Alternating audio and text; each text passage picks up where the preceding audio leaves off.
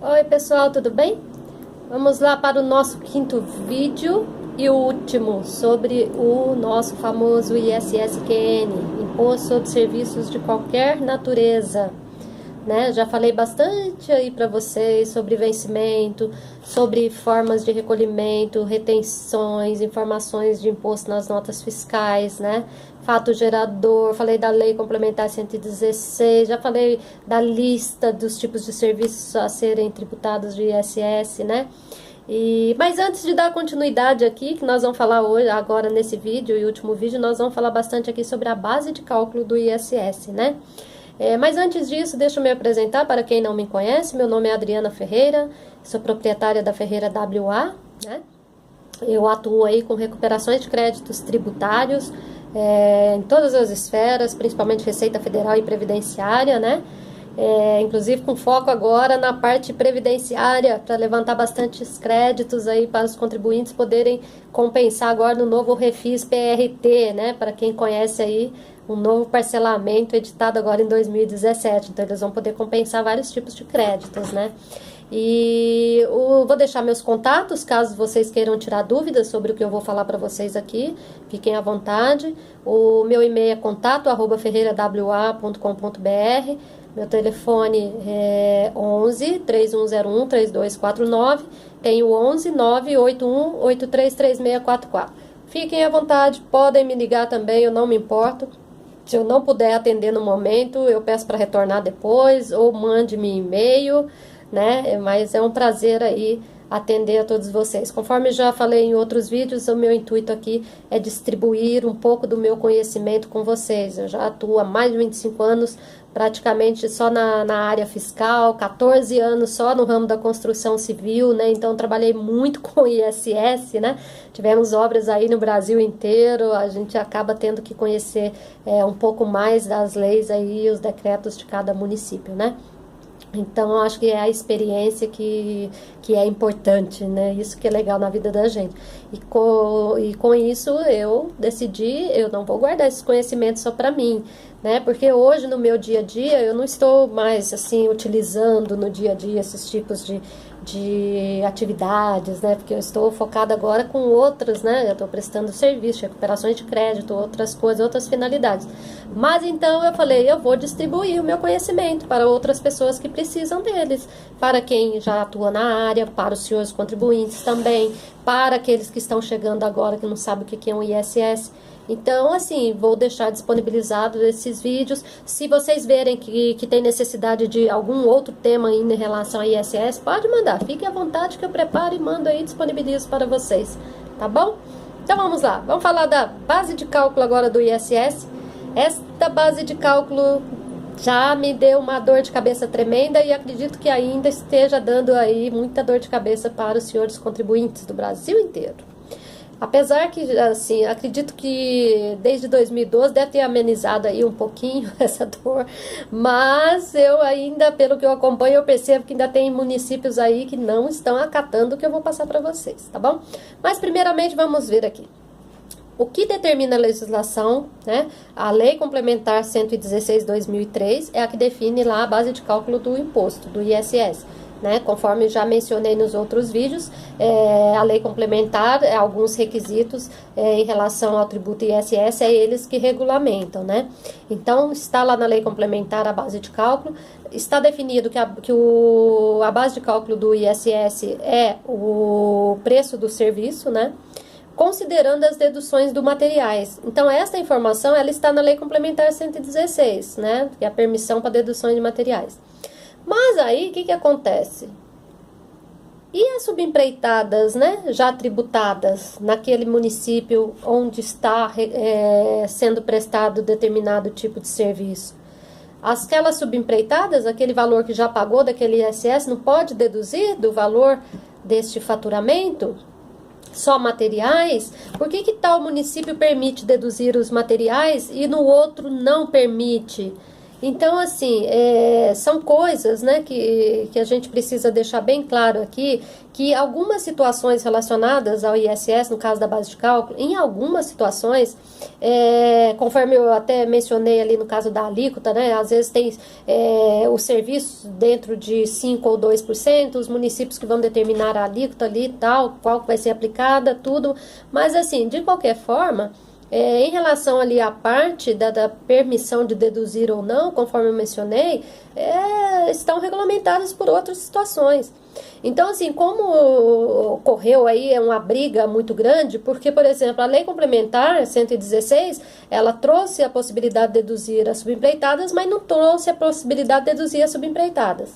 Só os materiais que ela trouxe, né, a previsão. Só que aí, o que acontece? O decreto antigo do ISS, ele não vetou, ele não excluiu lá as subempreitadas da possibilidade de dedução. O artigo 9º, né, do decreto 406. Então, assim, não ocorreu isso. Moral da história, é permitido, tem que deduzir sim os valores recolhidos de subempreitadas também, né? Não pegar a fatura apenas ir lá e deduzir. Não, recolheu aquele ISS daquela fatura, então é permitido sim. E aí, moral da história, né? Como eu falei, trabalhei muitos anos com isso, então eu penei bastante aí nesses municípios. O que aconteceu? Vários municípios foram permitidos, fomos, né, deduzir a hora sim, hora não, aquilo, tal. Moral da história, em 2012, 31 de maio de 2012, o STJ, ele reviu um posicionamento, por quê? Porque o STF já havia se posicionado que deveria deduzir as subempreitadas também da base de cálculo do ISS. Não só os materiais, mas também as subempreitadas já tributadas. Mas mesmo assim os municípios não respeitavam, porque o STJ ia contra, era outro posicionamento que ele tinha. E aí, nessa data, 31 de maio de 2012, o STJ reviu o posicionamento dele e falou, concordo com o STF. Então, pode deduzir as subempreitadas também. O que aconteceu? A partir daquela data, então, vamos até esquecer o passado, ou seja, a partir daquela data, não tem mais o que se falar em divergência de posicionamento. Não tem o porquê dos municípios continuarem brigando e não concordar em fazer essas deduções da base de cálculo do ISS. Eu mesma entrei junto do advogado da empresa, nós entramos aí com vários impugnações junto a alguns municípios aí, alegando justamente isso, pedindo os créditos, deduzindo a subempreitada, e nós conseguimos. Então, assim, os senhores contribuintes precisam ficar atentos quanto a isso e continuar, assim, deduzindo lá os seus materiais, entendeu? As suas subempreitadas. Se o município está batendo o pé, não tá, entra com recurso, vá para a justiça, mas vai brigar e pega esse valor de volta, que ele faz toda a diferença aí, um caixa para vocês, né? Então, outra coisa que precisa ficar atentos, naqueles municípios que já permitem, né, deduzir os materiais subempreitados, São Paulo, por exemplo, aqui sempre permitiu. Em São Paulo eu nunca tive esse problema não, porque sempre permitiu deduzir os materiais subempreitados. Logicamente que desde que aquele material e aquela subempreitada tivesse as devidas comprovações que foi utilizado naquela obra, tinha que estar especificado o endereço daquela obra na nota fiscal, tudo bonitinho, centro de custo, né? A nota fiscal do subempreitada também tinha que estar com todas essas informações no local da obra, a guia recolhida bonitinha do ISS daquela nota, aí levantávamos e abatíamos tudo.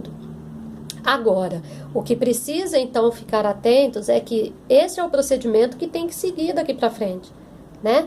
Daqui para frente não, desde 2012, mas eu estou até falando ainda porque eu fiz um levantamento aqui, eu vi que tem vários municípios que ainda continuam não permitindo deduzir, né? Mas faça isso que eu falei, que vai dar tudo certo aí. E o que eu queria dizer, acabei mudando de assunto, mas assim, tem alguns municípios, inclusive de São Paulo, eles estão já adaptando algumas declarações, umas obrigações acessórias para fazer este controle dessas deduções. Então agora eles vão ter que ter um controle maior, as notas fiscais vai ter que ter uma codificação, porque essa informação vai para esta declaração, né?